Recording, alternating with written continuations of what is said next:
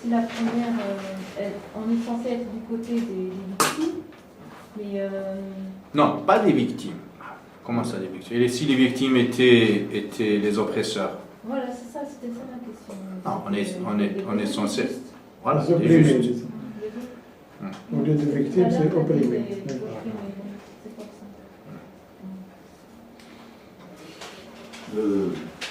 Le fait qu'il n'y ait plus de califes qui soient nommés depuis X siècles.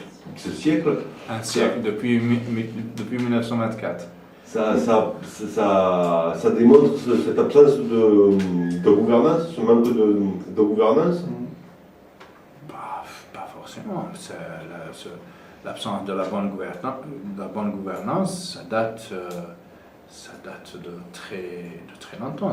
J'étais en train de développer l'idée que ça date depuis Muawiyah, c'est-à-dire juste après les 30 premières glorieuses, le pouvoir politique en islam a été vidé de son sens. Donc on a commencé par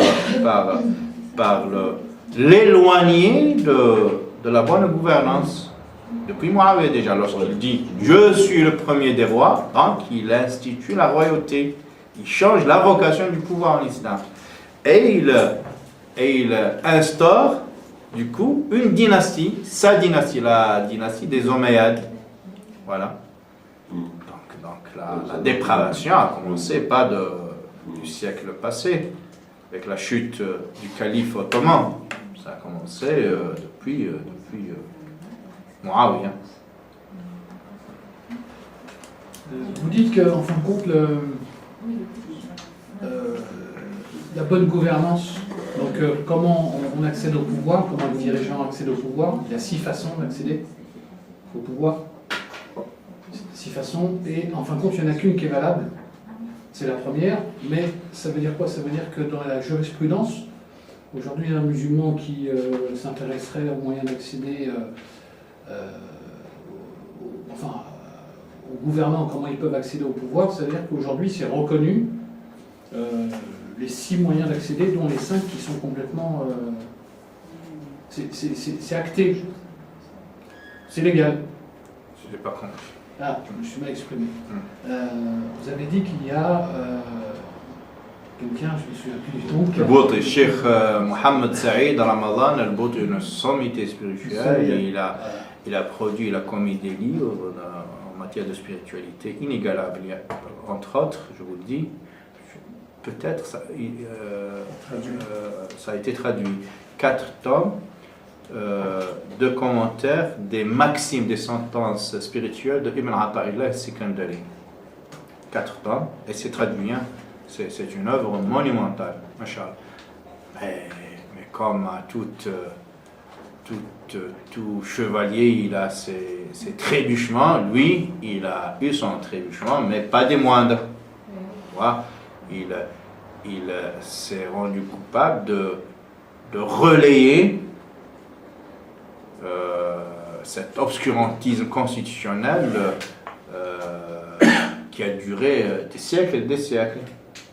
Voilà, il n'a pas voulu faire preuve de ijtihad, faire la part des choses entre le seul moyen d'accéder au pouvoir, qui est le suffrage, qui est la concertation, le consentement de l'ensemble du peuple. Après, les techniques n'est pas forcé de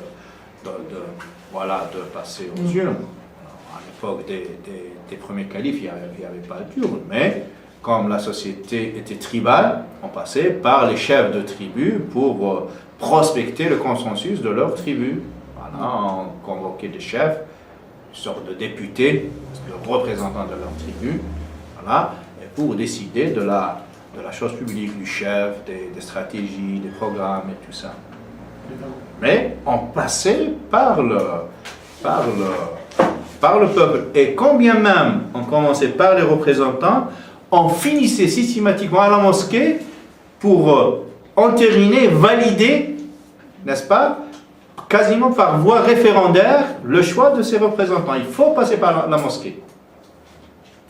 Et la mosquée faisait office de parlement, c'est elle qui rassemblait l'ensemble de la Ummah pendant le Jumu'ah.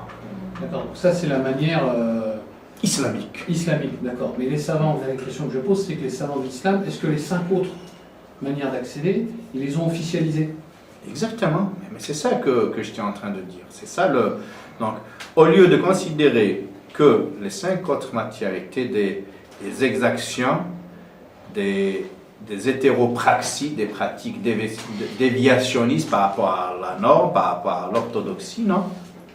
À trop les avoir vécues sous la chape de plomb, sous la manipulation non-stop des despotes, des tyrans, ils ont fini par légaliser, légitimer ces manières dépravées d'accéder au pouvoir par la force ou par l'héritage ou par l'héritage, par la succession. D'accord, il n'y a pas plusieurs courants de pensée qui s'affrontent sur ça. Il y a l'unanimité sur le fait que... Dans tous les... Tu as le Mawardi, il y a tous ceux qui ont écrit des traités de droit constitutionnel ont presque été d'accord.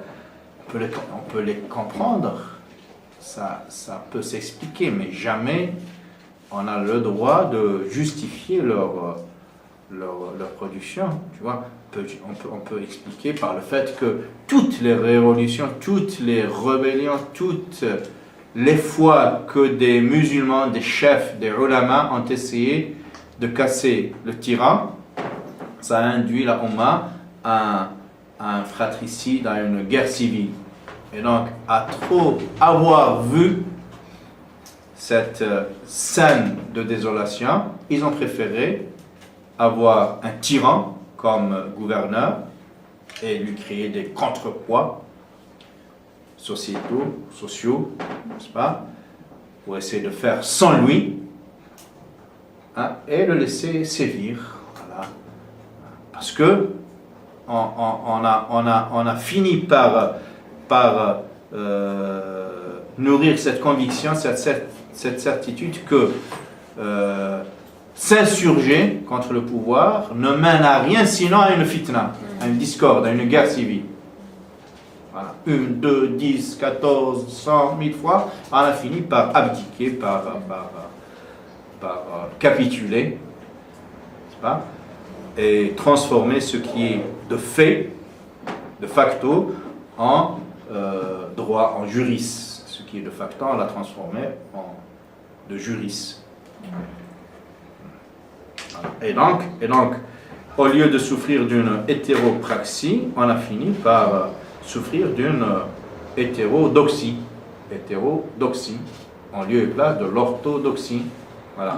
Et je l'ai exprimé en arabe. عوض عن الانحراف عن المنهج, on a fait الانحراف بالمنهج. On a pris le manhaj et on l'a dévié lui-même. Tu vois, le droit chemin, on l'a dévié. Le droit chemin lui-même. On n'a pas dévié du droit chemin. On a pris le droit chemin et on l'a cassé. Tu vois? Voilà, donc, ce qui a fait perdre toute trace de rectitude politique dans notre droit constitutionnel. Heureusement qu'il y a toujours ces 30 premières années glorieuses qui attestent d'une gouvernance démocratique fondée sur la shura, sur la concertation, la consultation, le suffrage, le respect du suffrage du peuple. Heureusement qu'il y a eu les 30 ans, mais sinon, les 14 siècles, c'était les ténèbres, mais dans le sommet, la société en bas, alhamdoulilah, il y avait une vitalité. C'est ce qui a fait vivre justement, vivoter la Oumma, les différentes institutions, promouvoir le savoir, les découvertes, c'est justement le maintien en état de salubrité des autres institutions. Donc il n'y avait que... Et il y a autre chose aussi qui a permis ce déploiement de la Oumma, de ses compétences, de son épanouissement, n'est-ce pas, de ses conquêtes, c'est le fait que le pouvoir n'avait pas les moyens de communication, les moyens de coercition qui existent aujourd'hui. Tu vois, un un Hajjaj ibn Yusuf, s'il avait vécu à notre époque, c'est un préfet omeyyade, n'est-ce pas? Il aurait réduit au silence la Oumma musulmane et la non-musulmane, tout le monde. Voilà, un errant musulman. Mais heureusement qu'il n'avait pas ces moyens. Avec son cheval et sa soldatesque, qui ne pourrait pas toucher les 4 points cardinaux de la Oumma éclatée de l'islam. La Oumma était tellement éclatée, elle s'étalait sur des contrées tellement larges que le despote, le tyran, ne pouvait pas les atteindre tous. Est-ce que tu peux citer les autres On a une question. d'autres positions, les manières islamiques? Tu as dit qu'il y en avait 6. Il y en a 6. Oui, lui il a dit 6. Donc voilà, c'est l'accès par la force. Al-wilayatu bil-ghalaba. Al-wilayatu bil-ahd. Donc c'est accéder à travers la succession, l'héritage. Après, qu'est-ce qu'on a dit? Le premier, c'est le bay'a. Après, voilà, je saurais C'est pas. la force physique ou la force féminine? Parce qu'en fait, comment... Le ghalaba, non, le ghalaba, c'est le putsch, c'est la force. C'est ce qu'il a dit, le putsch, c'est ça? Le putsch, Ça veut dire que c'est contre le consentement. voilà, donc Et là, c'est- comment par deux, on peut mettre... comment on peut les mettre... la première et la deuxième, elles s'opposent dans les méthodes. Même si tu expliques historiquement comment ça peut être légalisé, vu que ça s'oppose. Pour éviter la oui, figure. bien sûr que ça eux, je te dis, peut-être c'est par rapport à la peur, à la crainte de créer des scissions, des fractures au sein de la Oumma. Ils ont fini par dire Sultanun Dhalum, wala la Sultanun Rashum, wala fitnatun tadoum. Voilà. On préfère un tyran à une discorde qui s'installe dans le pays, qui s'installe sur le temps. S'il ne s'agissait que d'une fitna passagère, c'est pas grave. Après, on ne fait pas d'omelette sans casser deux. Mais systématiquement, quand il y a eu ces velléités, c'est même pas volonté, ces velléités de changer, d'évincer le tyran, de commettre un tyrannicide. Tyrannicide, c'est Saint Thomas d'Aquin qui a parlé dans sa somme spirituelle, sa somme théologique de tyrannicide. Et lui, par exemple, il rejoint, parce qu'il a pas mal lu notre littérature politique, il rejoint l'imam al-Juwayni, un grand imam musulman, qui était parmi les rares qui ont justifié un tyrannicide, une rébellion contre le despote, le tyran, à condition, il dit, à condition de ne pas le rater.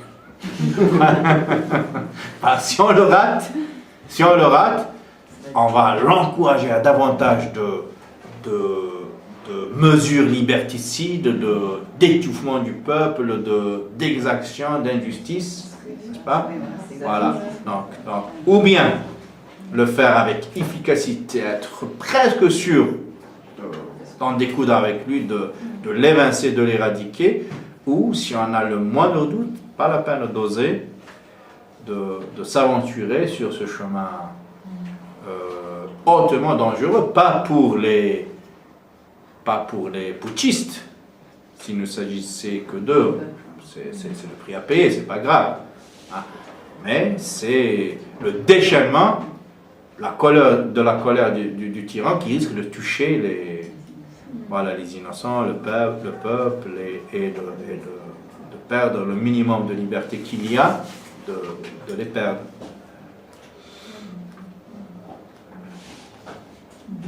Botei soutien. Le soutien. Il est fidèle à ses positions.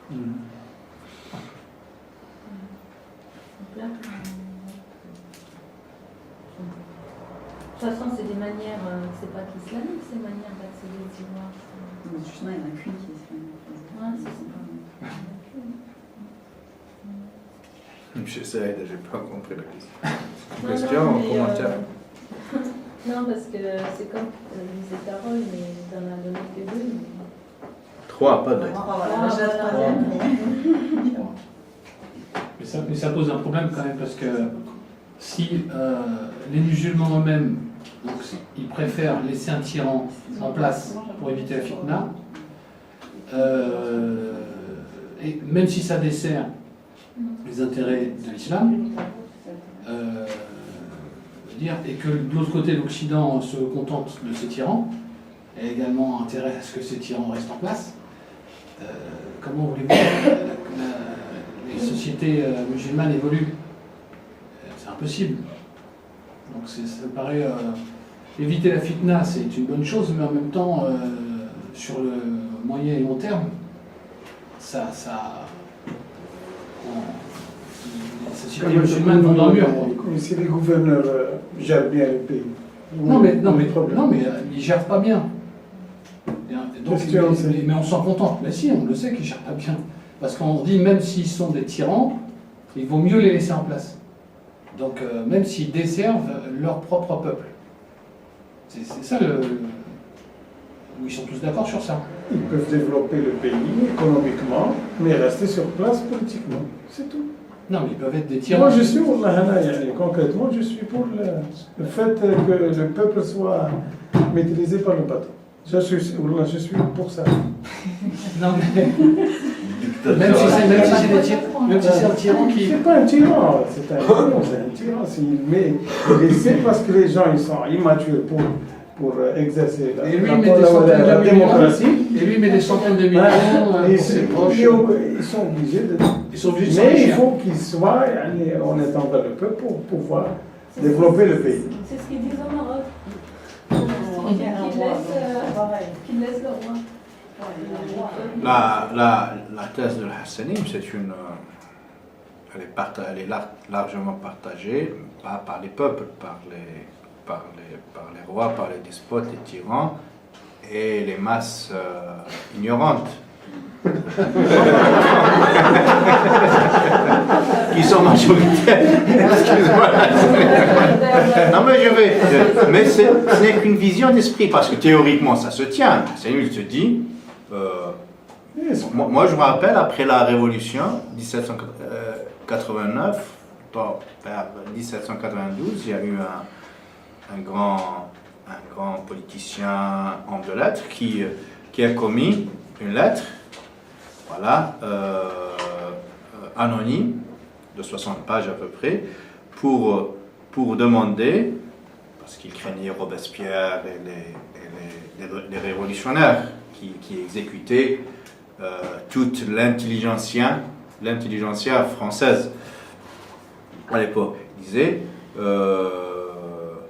tenez votre révolution, on vous rend les libertés, nos libertés, donnez-nous le pain. Donc il y a cette manière de voir. Le problème, que cette manière de voir, c'est une chimère, c'est une vision d'esprit. Parce que les gens à qui tu donnes le monopole du pouvoir, qui accaparent le pouvoir, n'est-ce pas, qui marginalisent la majorité du peuple, qui les mettent loin de gérer, d'avoir un droit de regard sur la gestion de la chose publique. Les gens-là, ces tyrans, qui commencent très pieux, très vertueux, on va supposer qu'ils commencent des Omar ibn Khattab, tous, des Abu Bakr Siddiq. Mais, en l'absence du contrôle du peuple, l'homme est ainsi fait, il est enclin à vouloir thésauriser, ramasser le maximum de richesses. Plus il en ramasse, plus son gosier s'élargit et il en veut plus. Tu vois? Et cette idée de donner, d'accorder au peuple son minimum vital, hein, c'est pas vrai. Ça commence comme ça. Mais après, après lorsqu'on monopolise les pouvoirs, on finit par récupérer les richesses. C'est exactement ce qui s'est passé dans les pays communistes et leurs satellites. Voilà. On a commencé par dire, nous, la Shura, la démocratie, la liberté des individus, c'est pas une priorité. Pour nous, la priorité, c'est la liberté du peuple. Tu vois, l'idéologie communiste, c'est la liberté du peuple à disposer de lui-même.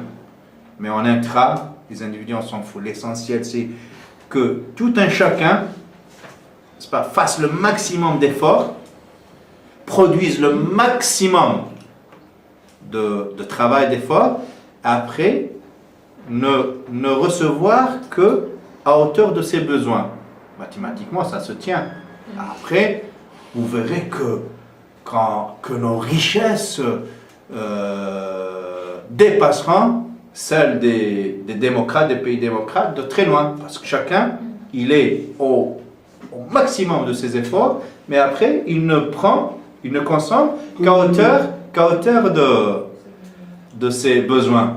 Il a deux mains, deux instruments de production avec son intelligence, et il n'a qu'un seul instrument de consommation. Donc, arithmétiquement, donc la production va être supérieure à la consommation. Mais ce n'est que théorique. Après, ces gens-là qui ont accaparé le pouvoir, les ressources politiques, pour garantir un minimum de prospérité sociale, ils ont fini, parce que ce sont des hommes, avec leurs vices, leurs instincts, ce ne sont pas des anges avec des ailes. Voilà. Et ils ont commencé à phagocyter, à dévorer les biens des pauvres citoyens jusqu'à après avoir monopolisé le pouvoir, ils ont monopolisé les richesses en Algérie, là où le communisme est passé. On a vu, là tu vas aux îles ibériques, les petites îles, Ibiza, tout ça, tous les châteaux sont détenus par des membres de la KGB, des généraux algériens, des généraux cubains, tu vois. Les communistes, les socialistes qui étaient censés veiller au partage équitable des richesses, ils ont tout bouffé, n'est-ce pas? Ils ont viré leur argent dans des paradis fiscaux et ils ont laissé le... Voilà. Et le contraire aussi, monopoliser les richesses et distribuer au peuple les libertés, les droits, comme ici en Occident, c'est exactement le contraire du communisme. Là, les richesses entre les mains des patrons, le peuple il crève la misère, n'est-ce pas? Mais en monopolisant les richesses, on finit aussi par monopoliser le pouvoir, parce que le pouvoir, moi, théoriquement, j'ai le droit de me présenter aux élections présidentielles. Mais est-ce que j'ai les moyens de le faire? Théoriquement, de juriste, oui, j'ai le droit. Personne ne me le dispute, ce droit. Garanti par la Constitution, un droit inviolable, n'est-ce pas? Théoriquement, je peux crier et convoquer la presse pour dire mon droit à me présenter aux élections présidentielles. Mais de facto, de juriste, oui, mais de facto, je n'ai pas les moyens. Déjà, moi, j'ai du mal à vivoter, à joindre les deux bouts du mois et les deux bouts de la semaine.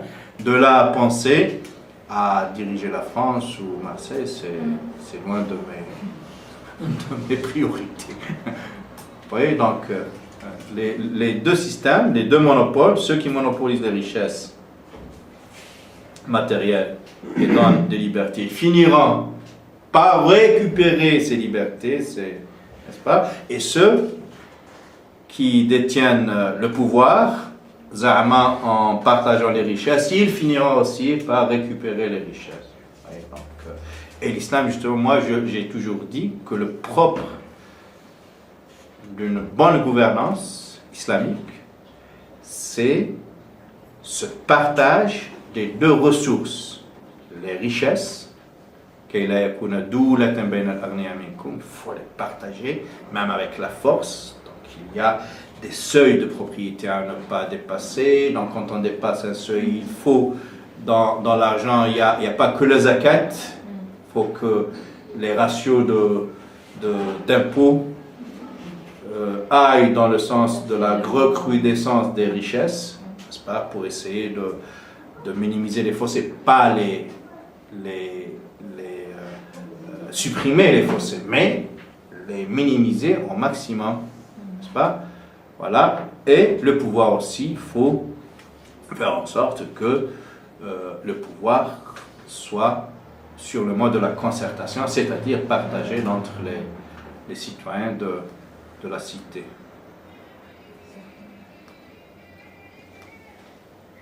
Voilà, mais de toute façon, si on justifie la dictature par l'immaturité du peuple, la maturité ne s'acquiert que par l'expérience. La maturité politique, c'est un muscle. Si ton enfant, par peur qu'il tombe, tu ne le laisses pas essayer de tenir debout, d'être en station debout, pas, il va passer toute sa vie à ramper. Il faut qu'il essaie d'être dans cette station, de tomber, voilà, il y a les risques on ne peut pas marcher correctement sans prise de risque. Le risque nul n'existe pas, n'est-ce pas? C'est exactement pareil à un peuple. Il y a le muscle de la démocratie, la maturité démocratique. Il faut qu'il commence à choisir, même s'il commence par choisir un imbécile, un manipulateur, un usurpateur, c'est pas grave, il va le mettre à l'épreuve. Et après, moi je l'ai dit à l'époque du fils, quand les têtes bien pensantes, les laïcards de chez nous, disaient que l'annulation du processus électoral du deuxième tour, qui allait porter le fils au pouvoir, nous disait que ces barbus risquent de nous induire dans l'obscurantisme. Il y avait ce risque, mais si on établit toutes les balises, tous les garde-fous, ces gens-là, ils vont diriger le pays pendant 4 ans. Après, le peuple verra s'il s'est trompé, s'il s'est laissé embobiner, n'est-ce pas, par la barbe, par le beau discours, par l'instrumentalisation des versets.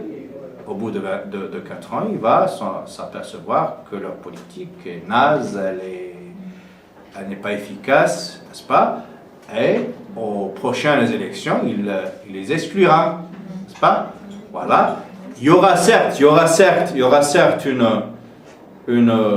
des pertes, un manque à gagner, n'est-ce pas? Mais jamais on aurait eu ce génocide auquel on a assisté. 250 000 morts, une économie qui a été réduite à l'âge de pierre, n'est-ce pas?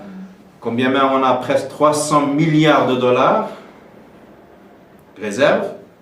On a un peuple des plus misérables parce que justement, ces têtes bien pensantes qui ont sauvé la République, n'est-ce pas, contre les obscurantistes barbus, hein, ils se sont accaparés des ressources du pouvoir et donc des richesses, et ils ont acculé le reste du peuple. Sauver la République, sauver les hommes de la terre, on ne sauve pas la terre, n'est-ce pas? La terre, elle appartient à Dieu. Si on ne sauve pas les hommes, si on ne produit pas une quantité de bonheur chez les citoyens, c'est comme si on n'a rien fait. Voilà, donc le peuple, il peut se tromper, mais au bout de 4 ans, il rectifie. Il se trompe, il rectifie, etc. Au bout de 10, 20, 30 ans, il aura acquis une maturité politique. Excusez-moi, mais quand un peuple sait que le gouvernement sera mauvais, 4 années, ça fait long quand même, non? Je ne dis pas qu'il aurait pu être mauvais, j'en sais rien. Mais ce job qu'on va sacrifier 4 années de notre vie, je ne sais pas, non?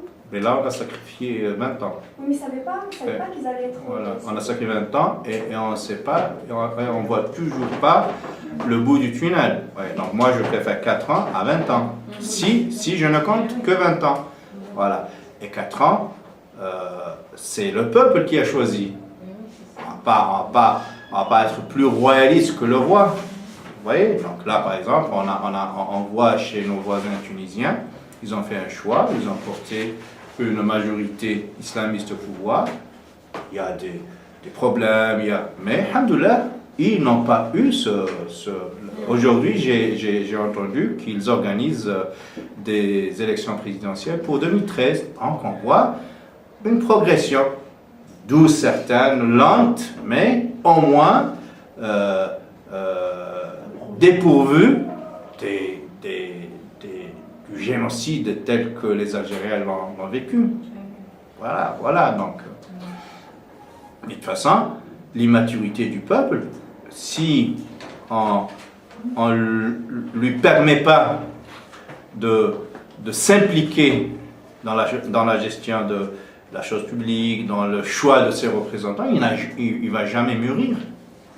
N'est-ce pas? À force de le marginaliser, de l'éloigner de l'exercice de ses libertés politiques, il va finir par s'éteindre, ce peuple. On vit la même chose avec à peu près avec l'Europe, là, enfin en France notamment, où il y a l'abstentéisme dans les élections.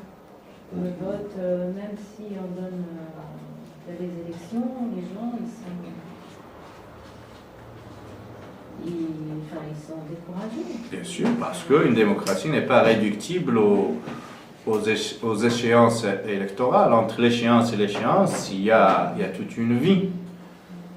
Voilà, là aussi, si les citoyens s'absentent pendant 4 ans pour ne se manifester que lors des échéances, c'est pas une démocratie. Et très souvent, surtout ces derniers mandats, on a vu qu'on a systématiquement voté contre. On n'a pas voté pour. On favorisait l'extrême droite, on l'a gonflé.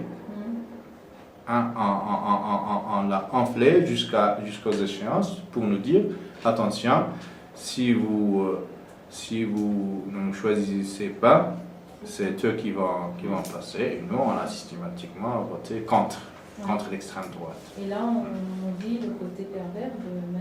Exactement.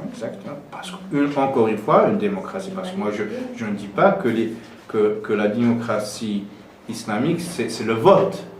Non, loin de moi cette idée. Mais le fait de passer par le suffrage du peuple pour élire un président, c'est un passage obligatoire. Mais entre les deux échéances, il faut qu'il y ait une vie démocratique, une participation du peuple, n'est-ce pas? Un travail associatif. De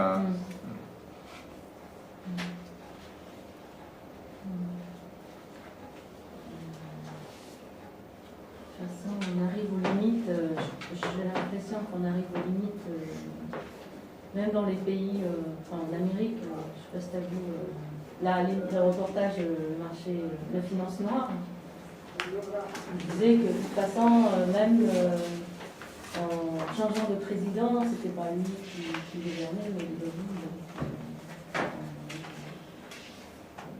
ceux qui détiennent les richesses.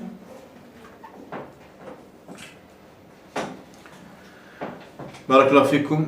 On n'a pas vu le temps passer, il est 16h20. Subhana rabbika rabbil izzati amma yasifun wa salamun ala al mursalin walhamdulillahi rabbil alamin.